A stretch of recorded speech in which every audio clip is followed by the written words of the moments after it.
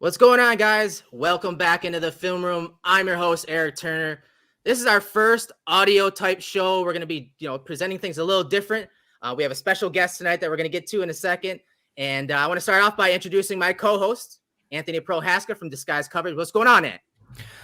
Dude, I'm excited. We've been doing the film room for a while now, and with a certain format, especially obviously emphasizing the film piece and the video piece, but in an effort to increase our reach and get in front of more eyes and ears, we're taking a bit of a different approach with the film room. As you mentioned, we are starting to do the audio version, so you'll find the film room up on the podcasting apps in addition to YouTube. And with that, so we're still going to have the same depth and everything that you've come to know with the film room, but we have a bit of a different approach in terms of what kind of content we'll be using to analyze the go forward, and what we'll be using as our kind of props, if you will, of what we'll be going into. But you'll still get that same level of content, same level of depth and analysis that you've come to know from the film room. And so I'm excited for all this, a new venture. And Erik, as you mentioned, we're not alone on this episode, man. And we have a pretty sweet guest. Yeah, obviously you guys heard him and saw him last Sunday against the Jets. Jay Feely from CBS. Jay, appreciate you joining us in the film room tonight. Absolutely, my pleasure. I would say if every team had somebody like you guys breaking down their film, it would make doing our games a whole lot easier. Because you might not say this was my first Bills game of the year. So, you go back and you watch every game, you go back and study the film, but when you have people like you that do such an excellent job of breaking down the film and breaking down the studying of what they're doing, I love it. It's such an asset to me. So I appreciate all your work, guys.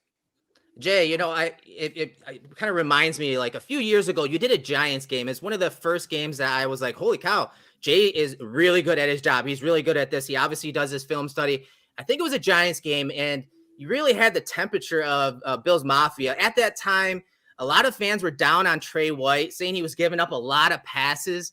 And really, like, when you looked at the film, it was like, okay, hold on. He's in cover 3. They're throwing it to the flats. That's actually not even his area, but he's getting charged with those receptions. And so when I heard you talk about that on the broadcast, I was like, wow, Jay is in the film room. And that's why for this episode, we wanted to bring you back in after that Jets game and kind of talk about how the Bills change a profile of their offense, and specifically by putting him under center. We're going to get to that in a second, but you spoke really glowingly about Sean McDermott and the Bills organization from top to bottom on during the broadcast. And so, you watch a lot of film, you do a lot of different games. You obviously are traveling the country, talking to a lot of different types of personnel and scouts and whatnot. What is it about the Bills organization from the top down that really has you in their eyes as one of the top teams in the NFL? I think where it starts is at the top with Sean and Brandon. And when you look at the relationship that they have coming in basically at the same time and having a relationship, a mutual relationship that was built on respect, a common understanding and belief in how you go about building a team, and then a belief in what the structure of that team should be. So what the makeup was going to look like, each player, and then when you looked at schematics and when you looked at how they were going to build the offense and the defense, how those players were going to fit in. I think from day one they had a really good understanding of what each wanted to do and how it was going to be successful. And so you go back and you look, and this team, was a team that had struggled historically for 20 years, and they were trying to rebuild the entire organization, and they came in a situation where they were in massive salary cap issues, so they had to gut the team. They had to figure out what the makeup of the team and the character of the team was going to look like and which guys fit that structure and that belief going forward. And then they had to go out and they had to find a quarterback. And, Brandon Beane has said, like, I staked my reputation on the Josh Allen pick. And if that was going to be a failure, he was going to be a failure.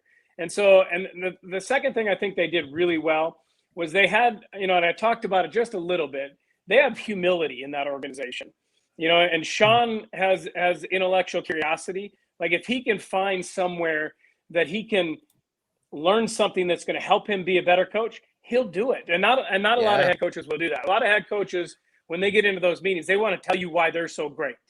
They're going to tell you why they're so smart and why they're making the right decision. If it's not working, why it's somebody else's fault, not theirs.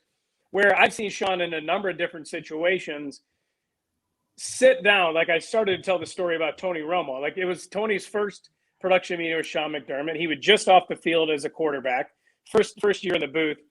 And Sean literally took out a pad and paper in the production meeting and started asking Tony Romo questions. Okay, if I do this coverage, where are your eyes going? What are you looking at first? And Tony's walking him through, well, okay, I'm going to look at this safety first, then I'm going to come down to this corner, and just walking him through, if you do this, this is what I'm going to do. If you're doing this, this is what I'm thinking.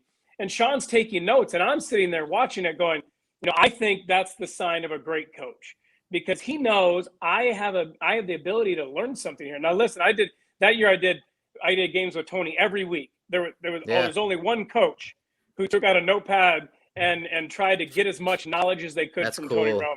It was Sean McDermott. Cool. Now, there was another time where I was on the sideline doing a game, and I had been doing a lot of Army games. And Sean came up to me, and we had a 20, 30-minute conversation about triple option football and what they were doing blocking. Yeah. We kind of lost you there for a second, Jay.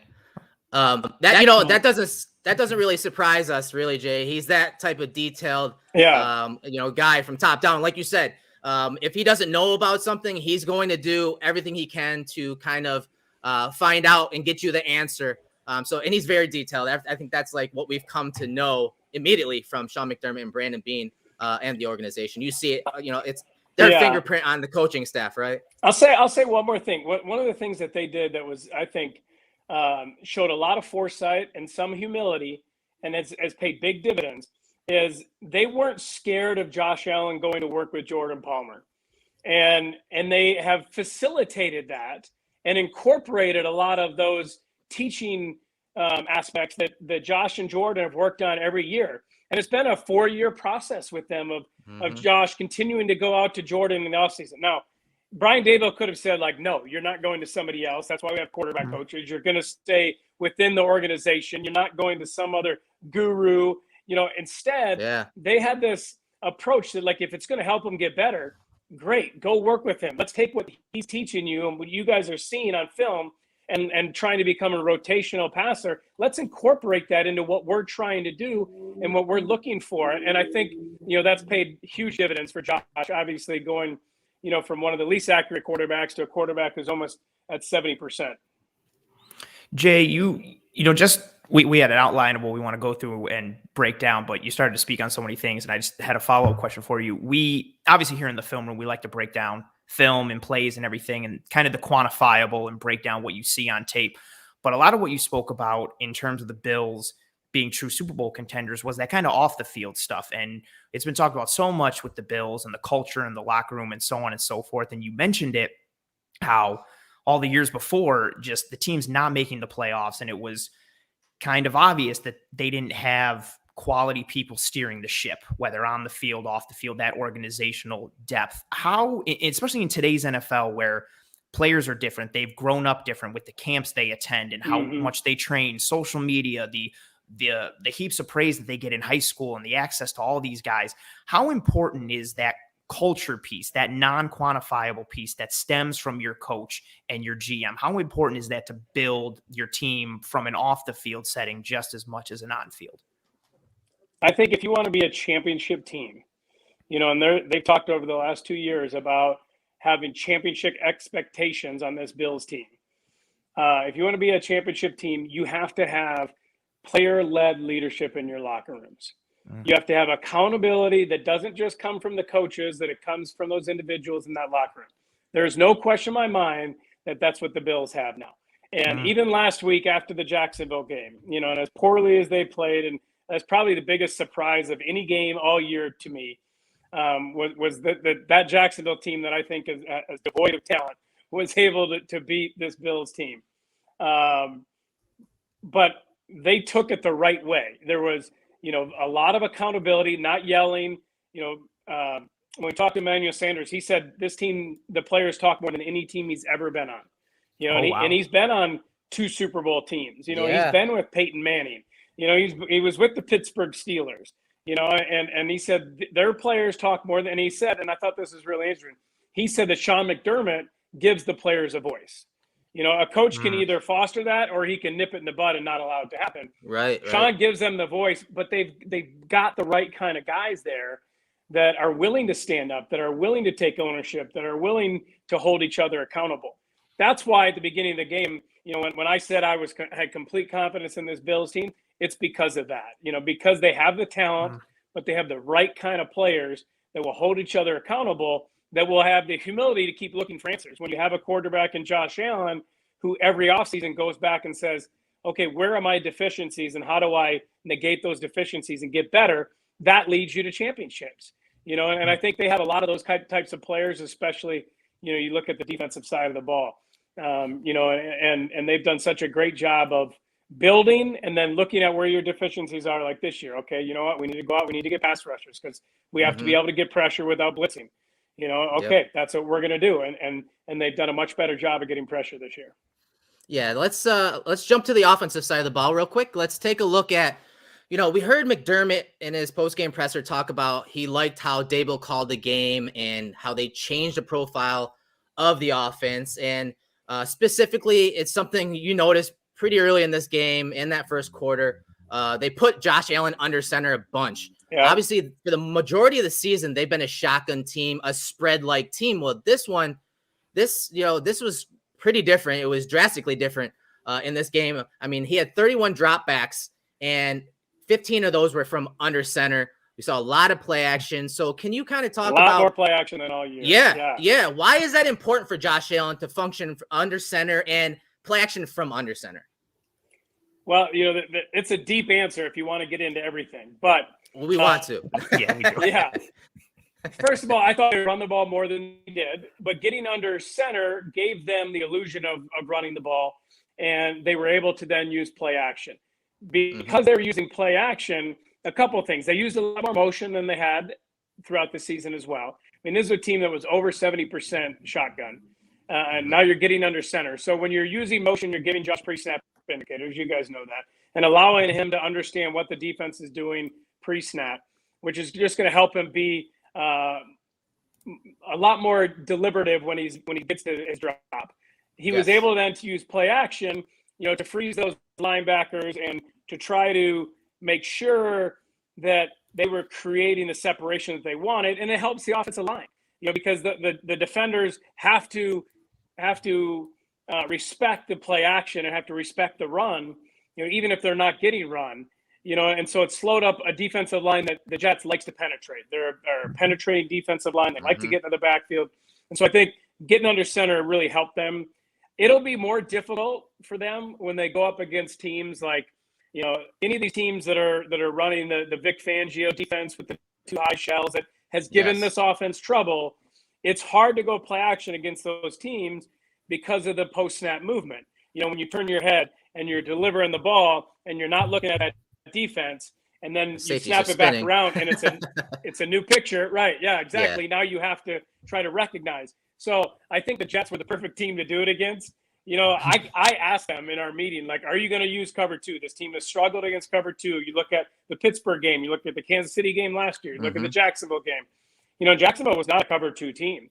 They did it for that game, and it blows my mind away that like the Jets team wouldn't say, regardless that we're the youngest team in the league, like we're going to play cover two. Like you think anybody in the NFL playing defense could play cover two. Yeah, right. Even if you can't do a lot of post-snap movement and do all that kind of stuff, you'd think they'd be able to play cover two. But they didn't, and they were singling up Diggs. And I was just blown away watching it. Like, I was like, you could have thrown to Diggs every single play in that game. Every play. Like, forget anything else. You could have thrown to Diggs every play. Because especially if they're playing that single high and you got him outside. And you got nobody who can cover him. I think at one point they're like, okay, we've done it enough. Like, let's get Gabriel Davis involved. Let's get other people involved. But that was just one of those games that it was a good get back game for that team. 1,000%. And I love that you mentioned Gabriel Davis. That's the next person we want to talk about. You were pretty high on him during the broadcast. He had a lot of several standout plays in that game, but we had seen from Gabriel Davis this year, a bit of a diminished role within this team. We saw, Emmanuel Sanders step up a little more. Knox has taken another step in his development and his on the field play. So we saw Gabriel Davis kind of take a step back in terms of his role. But what does he bring to the table that maybe Emmanuel Sanders or Cole Beasley don't? And with what he brings to the table and what he's able to do you think he warrants more playing time in this offense? Well, he's certainly a different receiver than Cole Beasley. So I don't think he'll take any play time away from Cole Beasley and what he can do, in the seams and from the slot. But I do think he's probably a better deep threat than Emmanuel Sanders. And if you look at his ability to run block, he's your best run blocker from the wide receiver position. There's no question about it. Not even close. His ability to be out there and to play, I think, as you continue to try to run the ball more and to get more from that running game, he'll get more opportunities, because if you want to hit big plays, you have to have wide receivers block in the running game. That's how you have big runs. So I think that'll help him get more play time. But he was so good in the red zone last year. He was so good on the deep balls. I was surprised. I thought he would take this major stride forward this year. And, when they got Emmanuel Sanders, he kind of took a lot of those reps. And I do think going forward, you'll continue to see him more. He had a couple of big plays. What do you have? 3 big catches in that game against the Jets. Yeah. So, I think as you get opportunities and you prove that you can make plays like that, and you couple that with his run blocking ability, and he'll be on the field more. Yeah, and I hope that's the case, Jay, because, the Bills have been a spread team and they're spreading teams out, and, which means on the defense, they're getting to those 2 high shells, spreading things out. If they use some of those formations and personnel groups like we saw this last game with, whether it's 12 personnel or 21 personnel, and kind of condense those formations and force the defenses out of those 2 high shells, make him come down into the box to defend that extra gap that is now created with a fullback or a tight end down there. I think it opens up things for Gabriel Davis and even Stephon Diggs. You saw, as you said, it really put them into those single high looks, and it allowed them to throw the ball outside the numbers, allowed them to, more importantly, push the ball down the field, which is something this year they have kind of been struggling with as far as explosive plays go. So I hope that, yes, Gabriel Davis, when they go to 2 wide receiver sets, whatever the personnel grouping is, that he does get a little more playing time, because, as you said, he's a very good complement to the run game and the pass game, and he's sneaky quick as far as getting down the field. On that deep post or deep over route that Josh Allen threw to him, that was a 2 high shell look, and he snuck behind that safety and was over the top of the corner. So I think he can do a lot. Like you said, he was one of the top guys in the red zone and one of the top guys in passes over 20 yards last year. It's a great point by you on that, in that regard. I'll give you 2 final thoughts that I have, I think about this team. When they play the Colts, Beasley should have 20 catches in the seam if he's healthy, and be able to sit down in those zones. And then when you go and you look at the both New England games, it'd be fascinating to me to see what New England does. Do they stay in their man defense and pressure a lot? Because if they do, I think Diggs has huge games. And whether they have good corners, they have the ability to cover. But I still think anytime you're in man, Diggs can run away from your corners. I don't care who you are. So that'll be fascinating to me. Those 2 games will probably decide this division. If the Bills win both those games, I don't see how New England can overcome it. And I think that matchup will be fascinating. Will Bill Belichick go away from what they've done defensively and go to this 2 high shell and force Josh Allen to beat him, being patient and moving down the field and having 10, 12 play drives? Or do they stay in what they've done and what they've been successful at? Miami tried it and it worked for a half, and what does New England do? I think it'll be fascinating. All right, Jay, we got one more question for you. Thank you so much for, again, joining with us and taking the time. You're so knowledgeable of like football in general, and your color commentary and broadcasting is tremendous. I hate to do this to you. That's kind of I have a kicker question for you, being a former kicker. All right. So Tyler Bass is beloved by Billsmafia for the numbers that he's putting up. Having a Pro Bowl year. Yeah. He's killing it. It looks awesome with the eye black on the one eye. Matt Hawk, as our punter, has been a little mercurial, sometimes good, sometimes bad, kind of nowhere in between. But what has been a big pro of his has been the holding ability. It was talked about last year with Sanders down in Miami. We're seeing it a little bit now in Buffalo. We've seen the opposite in Green Bay with Corey Bojorquez and Mason Crosby. And you know what? That was something I talked about last year with Bass. And when he struggled at the beginning of the year, I talked about the holds and, you know, how they didn't have good holding from Bojorquez. And, you know, so that certainly is something that, you know, has benefited them. Is that a real thing? Like, you know, how important is, as a former kicker yourself and somebody who knows the game inside and out, especially from the kicking perspective, how important is a good holder for a kicker? Is it kind of like a pitcher in baseball where you have like your catcher and you feel comfortable with a certain rapport and a certain guy that you're throwing to, or is the difference negligible? Is that a real thing? Like you feel better with a certain hold? That's a thing. There is an element of rhythm that's involved in the snap, the hold, and the kick.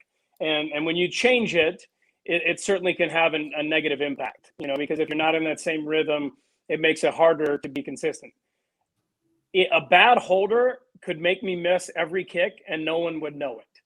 Wow. You know, like if he misses the spot by 2 inches and he's 2 inches back, I'm going to push the ball. If he's 2 inches forward, I'm going to pull the ball, you know? And so if the lean is off and not where I want it, you know, I always had him hold it straight up and down.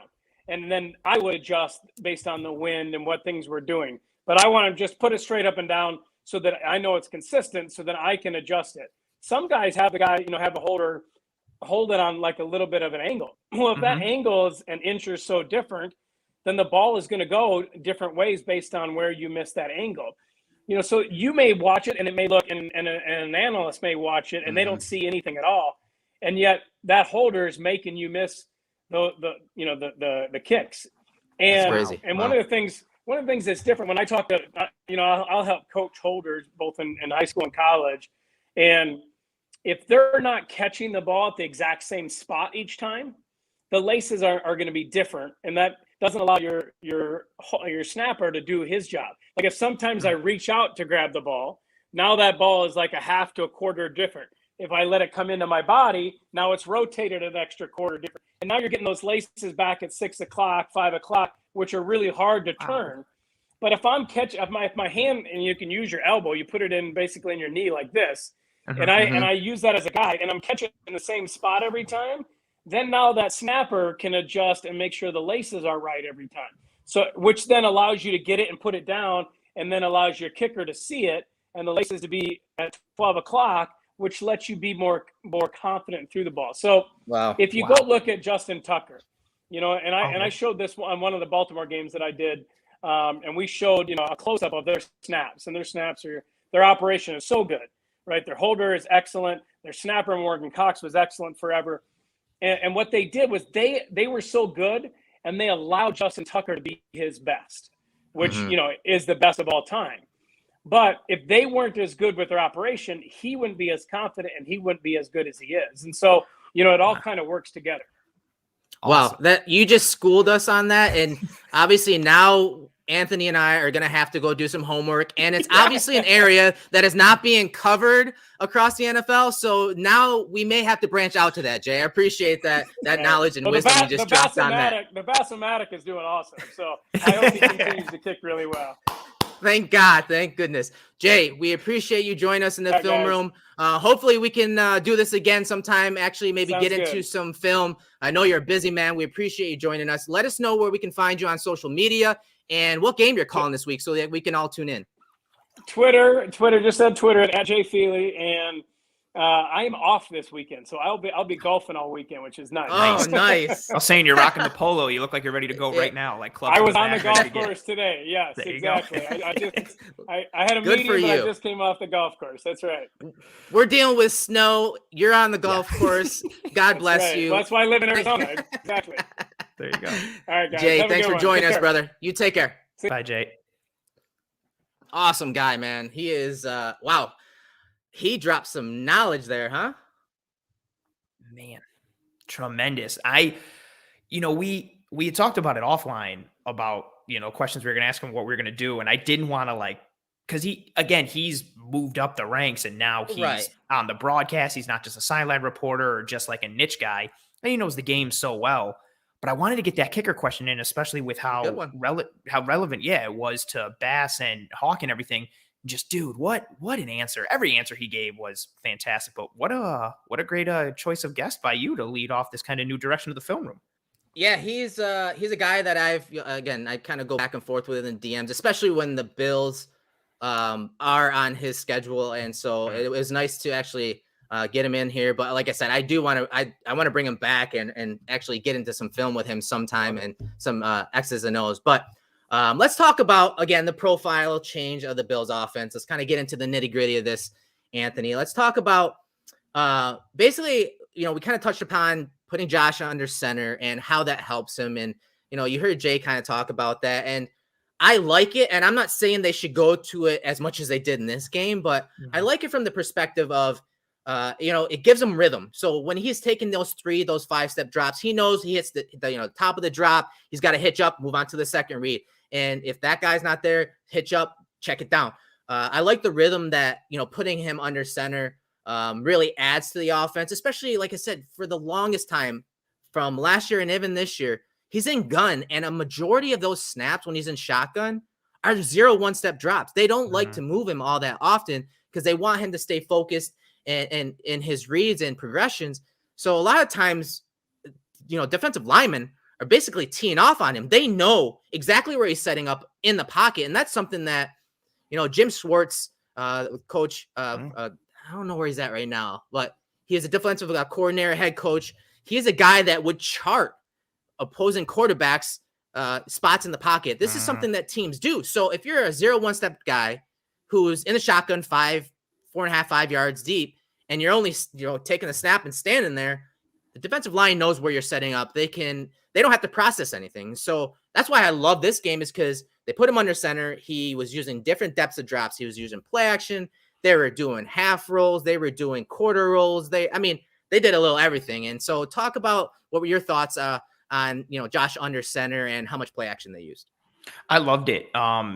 You and I talked offline, and Jay actually mentioned it, the amount of too high coverages the Bills are seeing, and defenses were kind of dictating to the Bills instead of the Bills dictating to defenses. So the Bills wanted to change things up. They wanted the Jets to come out of too high and play more single. And, weeks 1 through 9, Josh Allen had 352 dropbacks, and he saw too high coverages on 122 of them, which is the third most in the NFL, roughly 35%. In week 10, Josh had 31 dropbacks, and he only saw too high coverages on 3 of those 31 snaps, which is roughly 9.6%.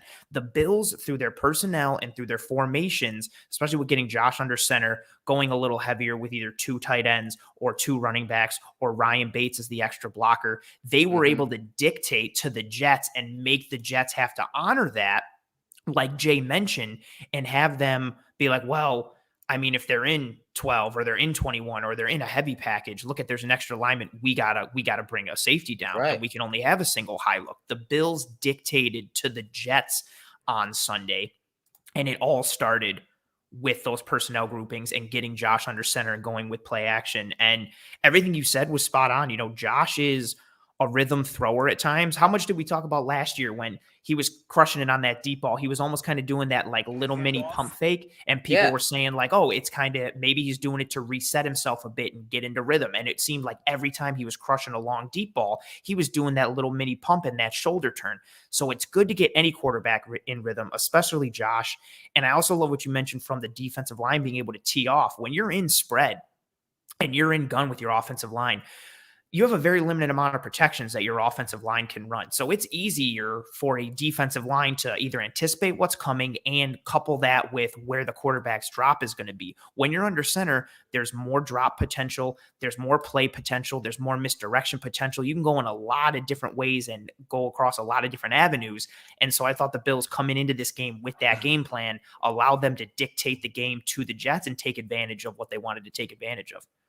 Yeah, I would disagree with this comment here. He says that Fina commented on how Josh is dropping too deep and it's making hard for linemen to protect him. Josh needs more consistent drops. Again, I would totally disagree with that because I will bring up the stats. He's top 3 in 0 1-step drops out of shotgun. He is setting up in the same spot pretty much every play. Now, there are plays where he does skirt out the back of the pocket, like a Mahomes and Kyler Murray's. That's what those mobile quarterbacks do because they believe they can, flip the script and get outside the pocket and break. And defenses don't want you to do that, Yeah. which is why they're trying to compress pockets and not get upfield Right. as much. Right. So I would disagree with that. And like I said, there are plays here and there. That's true, but I don't think he drops all that much, that deep. And what I liked about this game. You see on this play action play right here, it's the deep shot to Gabriel Davis. You see Davis right here, ball on the right hash. You see Davis just inside the left hash. Josh is under center, and you're going to see him show that ball to Zach Moss to the top of the screen. And then look where he started the play on the hash. Now look where he's dropping. Look at the depth he's getting. And then look at him slide his left just a little bit and then up into the pocket. Look at how far from the line of scrimmage he is. So moving him around, that forces all of these defensive pass rushers to, again, process and change where he's setting up in the pocket while beating blocks. So it's just an added level, an added dimension that defensive pass rushers have to think about when Josh Allen is being moved on these play action rollouts, bootlegs. And I mean, dude, what about this catch by Gabriel Davis along the sideline, man? Jeez, wild. I love that, like, Allen could have let him a little more, but he still puts it in a spot where Davis can make a play, and Davis does make a play. I think he also, so he not only catches it, but didn't he also draw the pass interference flag on this as well? Yep, so right like there. he gets interfered with and still makes a beautiful hand-eye coordination, toe tap kind of catch. Very, I know this is on a deflection, but a little reminiscent of a couple of the toe tap catches he had against the Colts last year in the playoffs. So really good big plays from him. What's also nice on this play, Jay mentioned it when we were talking about Gabriel Davis. This starts with him being close to the end of the line of scrimmage, selling that kind of crackback block, which he's so good at. So by having Gabriel Davis in the formation, again, here's another mind game you're playing with the defense, because this is a guy who's a quality blocker. So is it going to be a run? Well, the personnel also kind of indicates it's a run in the formation, and Josh is under center, and here comes Gabriel Davis, and he motions him in, and Josh can identify what's going on. And now the defense, to your point, combined with the rush angles they have to take and Josh's deep drop, now all of a sudden the defense has all these things that they're having to check in their brain and they're having to think about and account for instead of just reading and reacting and making plays. It was another really well-designed play in this whole game plan of how to attack the Jets defense and dictate to them. Yeah, so here's a better look from the All-22. Again, we're going to kind of use some stills so that you guys can see it a little more clearly. So this is, it kind of reminds me, this game plan, under center, play action, wide zone, showing the ball. It was reminiscent of like 2 years ago when Josh Allen was under center a lot more and McKenzie was part of the offense. And it was almost very Rams-like. It was Sean McVay, Shanahan type offense. And this is right from their playbook. This is a leak concept. Again, balls on the right hash. And you have Gabriel Davis right here in the slot, and he's just selling that run block right there.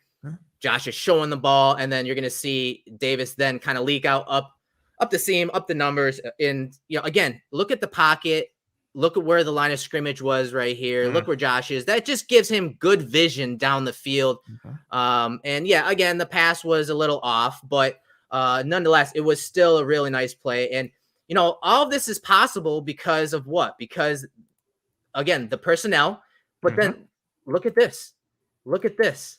Single high looks. So 11 personnel, but they're showing a different type of formation, a different type of look. And that's what ends up happening on that play. There's another one here later in the game where, again, the Bills are backed up. They have what? I mean, this is something that the Bills did a lot this game, right? Anthony is used Bates as an extra tight end or extra blocker. Yeah, I love that piece that they incorporated into this game. Again, it goes into that kind of hand in hand of we want to see defenses play more single high versus us. They're not respecting the threat of the run because of the run itself. So what can we do to kind of get them to come up a little bit? Well, you go with certain formations and certain personnel groupings, and all of a sudden you're adding an extra lineman. So you're not even in 12 personnel. You're in like a heavy with 6 offensive linemen. The defense has to honor that. And you have them all diagrammed up. Like you saw their spacing, you saw them around the box. And then this is what kills single high defenses and cover 3 defenses. But single high in general, exactly what we have highlighted there, that single high play action with some good pass blocking, you hit that over across the middle or those in breakers, Yep. those crossers, that space between the second level of the linebackers, the third level of the safeties. There's only one back there. The linebackers get sucked in. The extra box defender gets sucked in. Josh Allen has extra space to throw. The wide receiver has extra room to operate. It's almost literally like exactly how you draw it up. And it's all set up by that initial formation combined with the personnel grouping of having a 6 offensive lineman in there. It's really well done. Yeah. So here is a similar play that you see later in the game. It was a 43-yarder to Diggs. Again, you guys look at these dots. This is courtesy of Next Gen Stats. So again, a single high look right here, right? Number 35. And this is something I talked about going into this game, putting Diggs in the slot.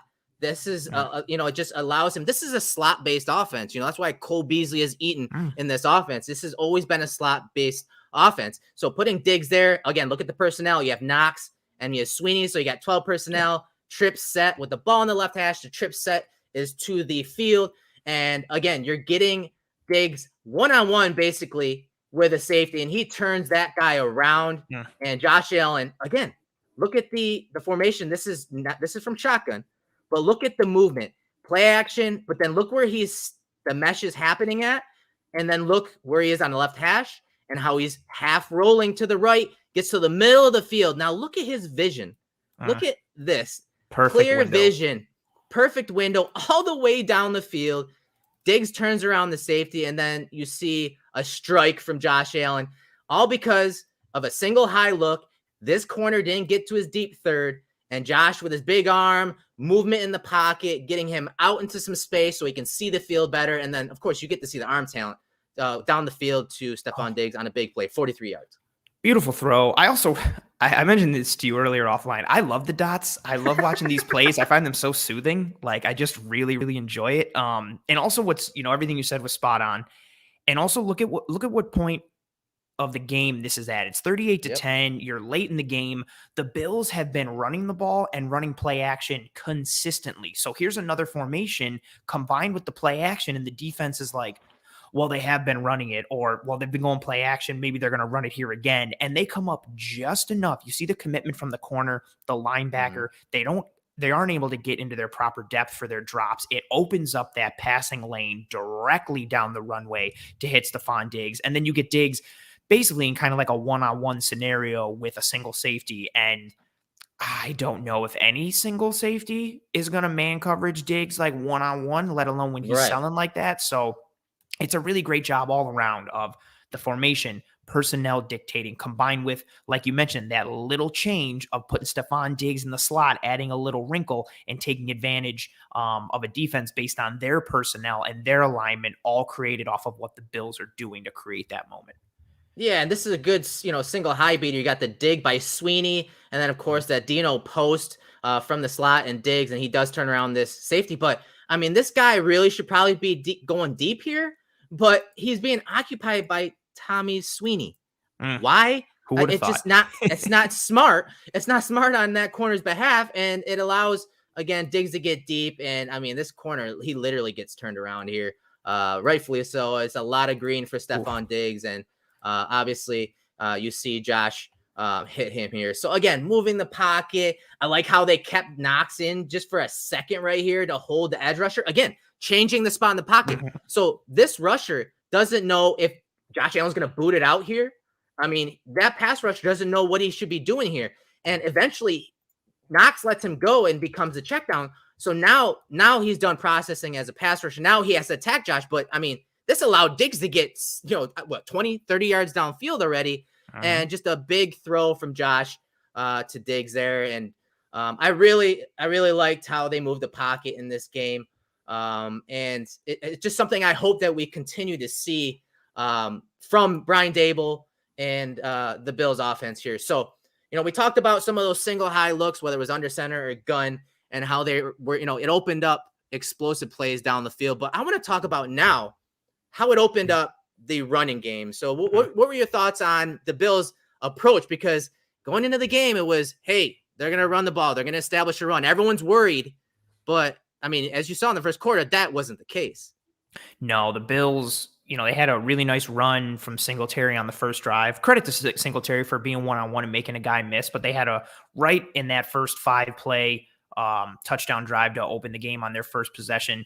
They go with Ryan Bates in there as an extra lineman at that point, in addition to going with play action. So they just had that in there from the beginning. And I liked what they did. They were able to attack the perimeter in this game. We saw an Isaiah McKenzie jet sweep touchdown, something that we've been clamoring for since, last year. And how come this has left the offense? What's going on? We saw the addition of Matt Breida and being able to attack the edge more effectively with him. But what we also saw was, with the athletic, bigger guys that we have, the Reggie Gilliams, the Spencer Browns, we saw the ability to attack the edge and gain leverage with their athleticism through tosses, through crackback blocks from Gabriel Davis and Stephon Diggs, like you have highlighted here. We had several plays where the Bills were running really good fold blocks, and you had Morse being able to get out in space and be athletic, which is one of his strengths.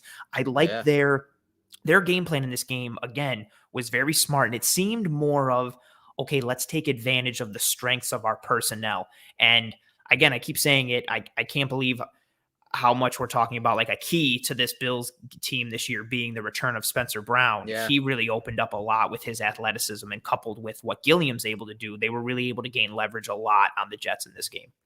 Yeah, this is that end around, that orbit reverse to Emmanuel Sanders. And I highlighted this play, and I want to break it down because by putting Josh Allen under center, it really brought back the magician in Josh Allen, because one of the things that I noticed when he was coming out of Wyoming is his ball handling, his play fakes. They were always really good. He was really good with sleight of hand, as you'll see here. Throw in the play design here with the false counter tray with Williams right here pulling to the left, Gilliam looking like he's going to be running a counter tray block to the left. It was just a really nice play design. So take a look at this play, guys. So you got the counter tray coming here, and you even see the little step over here, right here by Singletary, so that it kind of sells it like they're going to be running. There's here, so right? much action happening right there in just this one little snippet. There's so much lineman movement, receiver movement, even Singletary step. Like, how do you, if you're defense, like, what are you trying to process? There's so much happening. Yeah, I mean, you got pulling guards, you got to pull, basically a pulling tight end, the counter action. Those are all things that these linebackers have to process. These guys are usually processing the near guards or near center to the running back here. So think about all of that that's being thrown at them, and then watch what happens here. So they think counter tray's coming to the left, and obviously I want you to pay attention to the ball here from Josh Allen, because you got to remember, these linebackers and this defense can't see that with Josh's back to the defense here. And as the orbit reverse from Sanders comes around the back, look where the ball is right now in his belly. In Josh Allen's belly, it's completely hidden. He's on the left hash. It's completely hidden. And on the front side of that play, again, you saw Davis with a nice crackback block right here. You got Dig just waiting for the turnaround right there. And then watch the offensive lineman, Spencer Brown, Ike Bucker, Morse, get out to the second level, get out in the space on top of this fake right here. Look where the ball is. And I mean, even right now, Josh is underhand throwing it to Sanders. The ball's midair right here, and you still can't see it from the defensive side of the ball. It's so mean to the defense, like all this dressing and all this action, and it leads to, I believe, a 24-yard gain for Sanders on this play, all just because of how it's set up. And you can't you can't properly attack when there's all this action. Jay mentioned it with a defense like the Jets and a front like the Jets have. They want to attack, they want to penetrate, they want to one gap and hit it and get in the backfield and make explosive plays. Well, if you've got like 75 guys all going in different directions in front of you, like, you can't do that. There's no like quick trigger, boom, there it is, because you've got so many keys and so many different tells. And now the ball is in Manny's hands, and Reggie Gilliam is leading him. We got a hat on both guys outside on the perimeter. We got, I believe, that's Ike Bodker up there at the 25, like leading the charge a little more. Like, you've got plenty of company to escort Emmanuel Sanders for a big gain here. And yeah, again, it's another really well-crafted play design, all coming from this whole idea of personnel, play action, and the advantages that the Bills offense has by going into those personnel groupings and this formations. And this, I yelled at my TV when we had this touchdown, and I know you broke down some stuff with Spencer Brown smelling pancakes. I don't know what I love more, the Spencer Brown play, the Breida move at the end, Gilliam leading him out, the crack Williams from Gabe Davis. out there. Yeah. This play is, and this also, I know you're going to break it down. This play is something we haven't seen this kind of concept in the Bills offense all year. Like, we haven't seen this type of pitch and toss and effort. Breida's speed is a big key for it. Right. I'd say, I think we saw it maybe week 2. It was Zach Moss to the near sideline, crackback block, and he ran some over. So it was a crack toss. The Twins was set to left. I think Kumro was the crackback block instead of Davis on this play. But again, it's a different play when you have speed. And that's one thing we've talked about in this episode is the formation and the personnel, adding an extra lineman in some passing situations, adding McKenzie, adding Breida, all of those little things added up to some big plays, including this crack toss touchdown, which you see Gabriel Davis here. And, again, you can use formations, you can use personnel groupings to gain leverage, to gain numbers to the field here. And so let's take a look at this play. Again, ball on the left hash. It's basically 21 personnel, 2 running backs, 1 tight end. Gilliam's in the backfield. Sweeney's the tight end in line to the left side of the field. You have Davis and Diggs to the right side, to the open side of the field, and they're in a nasty alignment. They're tighter to the tackles, Spencer Brown, so that they can kind of create that alley on the crackback block here. So obviously, first part of this is the crackback by Davis, and it's important so that Spencer Brown, which again, you talked about it, he gets out into the field, open field, and gets a pancake here. But that crackback block allows him to do that. And I want you to pay attention to the speed of Breida and how he gains the leverage on this play, because it's really important when you're trying to get into the open field on a big run like this. So you see now the crackback block. I mean, look at the alley that he created. Gabriel Davis created there. You see Diggs getting a piece of this guy, not totally, but he does. But now you got a hat on a hat right here, and that's the guy that gets punished on this play. Real quick, that Diggs play, right? The advantage of having a back with that kind of speed is you don't have to completely get your man. You need to just get enough of them to reroute him, and then the speedy back will take advantage of the angle that's lost and get upfield. Yep. Yeah, and so, I mean, look at the leverage right there, and obviously Breida's a little faster than that linebacker, so that's a great point on your behalf. But I want to give some love to some of the linemen too. Look at these linemen getting downfield. I mean, they're doing a good job of getting into the open field there. Here's the first snapshot, so you see where they're at, and then you'll see them right there. So Williams, Bucker did a great job of getting to the next level. But as you said, that little disruption from Diggs there on that linebacker is really important, because you have the speed and leverage of Breida here, but more importantly, Gilliam. Now, if Diggs doesn't get a piece of him, if that linebacker takes a better angle to avoid that block, and it'll make this alley much more difficult for Breida to hit, and probably force Gilliam to hit that linebacker right there. But you see, I love, it's almost like an influence block. He stops for a second to okay, should I hit him? I'm processing. Yes. Do I need to block him or not? He realizes, guess what? Breida's already by him, and he can tell that based on the leverage that the linebacker is taking to the ball here. So he's like, you know what? I don't need to block him. I'm going to move on up into the alley, lead up into the alley. And look at this. So this is a linebacker, but this is actually a defensive lineman right here. And if you look back to the last snapshot, he's right here. So again, speed up into the alley. He's able to avoid that. Whereas a guy maybe like Singletary and Moss, maybe he gets tripped up by that defensive lineman. He doesn't. Gilliam leads up into the alley. Breida hits it. Brown hammers this guy into the ground. so mean. And then you got Breida in the open field making the last guy miss. Gilliam gets a piece of him for the big touchdown. So an element that the Bills have sorely been missing with speed of McKenzie, speed with Breida on the field, man. It's a nice little wrinkle that I think the Bills need to keep in the offense. 1000%. You had a great video a couple weeks ago that some people actually got on you for. It was a video of Singletary. I think he had like a 12-13 yard run against Miami, but it easily could have been like a 25-yard gain or like a house call. And he just doesn't have that burst in speed to get through that alley really quick and take a small amount of room and take it to the house. Breida does. We saw it on that play. Like, major credit to Brown, Darrell Williams getting upfield, Bodker, the receivers. Huge play by Gilliam with that in the moment read and reaction to continue getting upfield. But that speed from Breida, oh, I love it. Like, as you're starting to show it here, like, because you see, this is a play right here in this paused moment where, I hate to say it, Moss or Singletary, exactly to your point, maybe this run gets stopped at the 10-yard line or it gets stopped at the 12. And it's a nice gain on first down, but it's not a house call. Breida's speed changes the angles of defenders and takes advantage of poor angles. You talked about it multiple times when we were considering when the rumors about Travis Etienne going to the Bills, right? Mm-hmm. And we looked at that Clemson film. Etienne's speed, he can make a really good angle from a safety look terrible in the blink of an eye. And if you take a bad angle, it's even worse and he's gone. Breida changes the angles. You see 94 there. He's so close. He's so close to Breida. He almost had him. He probably does have Moss or Motor there. Yeah, I think he's so close. Look how close he is. And Breida just breezes by him, gets upfield, and look at that downfield action. Look at Darrell Williams and Bodker leading it there, and Gilliam still being a convoy. Sweeney's still on his man downfield. And then, again, another point. So the man that Breida dekes out, right? That guy, he has to take that angle because he's trying to cut off Breida the pylon 43 because he knows about that speed.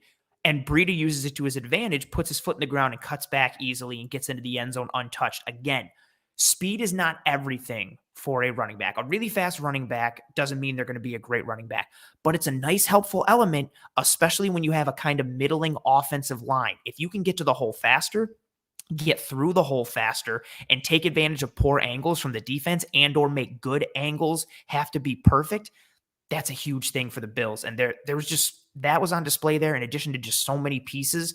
And to echo your point there, that's something that we need to consistently have in this offense. I love that they had Matt Breida active. I love that they got him the ball in a variety of ways. He adds an element from a perimeter attacking standpoint combined with the Bills' ability to get leverage there.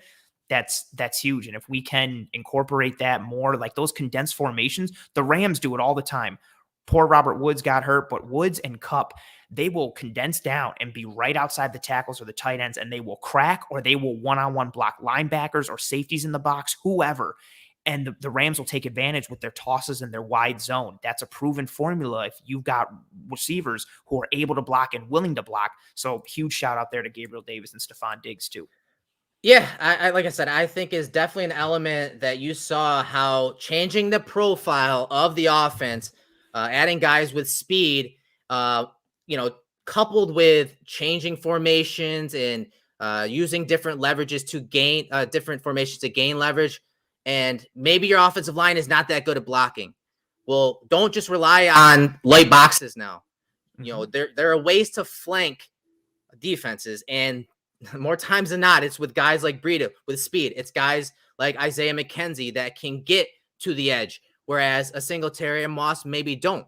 So I think adding that element of getting guys on the perimeter, not always having to throw those screens from shotgun to Beasley, getting it to guys like Breida on swing and curl routes up the sideline.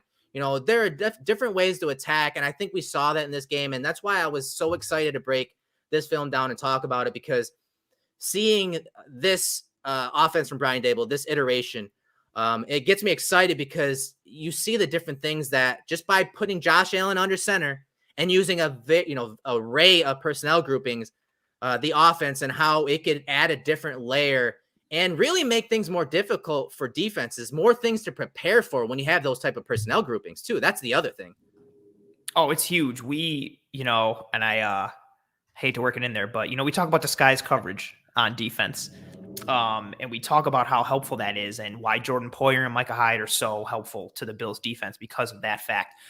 Well, we don't really talk about it on offense, but it's a nice thing if you can disguise what you're doing on offense and keep defenses off balance. And if they're spinning safeties down into a play that's going to end up screwing them over, or they're coming up because they think it's going to be A and really you're throwing B at them in a variety of ways, it's just such a huge thing. And from a player's perspective, that sucks when you have to be in your head that much to the point where you're like, okay, what's the alignment? What's the formation? What personnel do they have? It's either this or this or this or this, like that sucks. Like, and you're trying to put all this film study and practice and everything you've studied and tendencies and concepts combined with what you're supposed to play, how you're supposed to react, what you're supposed to communicate to your partner and your peers on the rest of the defense, all these adjustments, and you're trying to do all that pre-snap and then post-snap. That's hard, combined with the fact that the Bills have real talent on this offense. A really tremendous game plan and really exciting to see that kind of answer from the Bills. I know the Jets aren't the best team, but it's nice knowing that they can do that, period, and hopefully they continue to build on that going forward. Right. And going forward, guys, we're going to be doing some different things again with the presentation and the layout of the film room. Again, we want to reach more viewers, more listeners. So we want to make this more podcast friendly in a sense, but also still have some of those visual elements so that we can still teach and drop some knowledge from time to time. And man, that was a great show, bringing Jay on and his knowledge. I knew that he would hit this out of the park when we talk about film and the details of the game. And he was excited about talking about Josh Allen and putting him under center and how the Bills did change the profile of the offense. So again, going forward, you're going to have us live Tuesday nights at 7:00. But if you miss it, if you're not able to join us live, you'll still be able to, the next morning, go ahead and listen to it in podcast form, or of course, get back on YouTube and watch it again and play it back and get some of the visuals that go with it. So, Ant, let's talk about where everyone can find you on social media and what you have going on this week, aside from the film room. Now, another show on the docket for you each and every week. Find me on Twitter at pro__ant. That's pro 2 ANT. You can find me here live every week on the film room with Mr. Erik Turner. You can find me live every Wednesday at 7 p.m. as the host of Disguised Coverage. You can find me every Thursday as one of the 3 hosts of the Cover One Fantasy Show. And then you will find me every post game with Mr. Aaron Quinn and Mr. Greg Tomset hosting the Cover One post game show every week. Yep, Workhorse Prohaska, that is me. Hey, I'll take as much as I can at this point, and I'm just super blessed and very happy to be able to contribute so much to an awesome brand. So I'm very excited for what we have in store for the film room and for the brand as a whole. And real quick, speaking of contributions, we did add a new show to the lineup. A couple good dudes, Steve Mathis, David Tilton from the Air Raid Hour.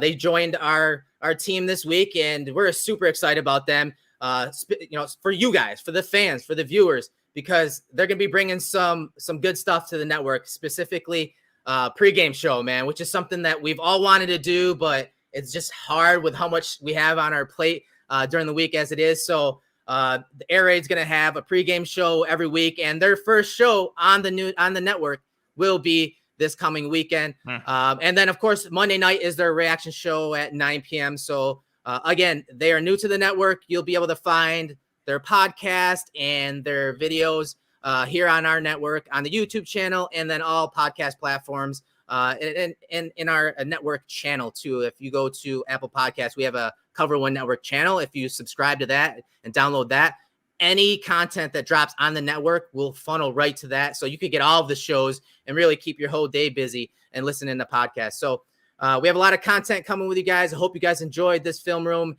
And again, it's going to be there for you guys to play back, whether you want to listen to audio or the video. And this is going to be the format from here on out. And we're excited to bring it to you guys. We have a possible pretty big guest lined up for next week. We'll keep that in the bag for a little bit. We don't want to reveal too much on this first show, but that's Anthony Prohaska from Disguised Coverage. I am Erik Turner, and we are out.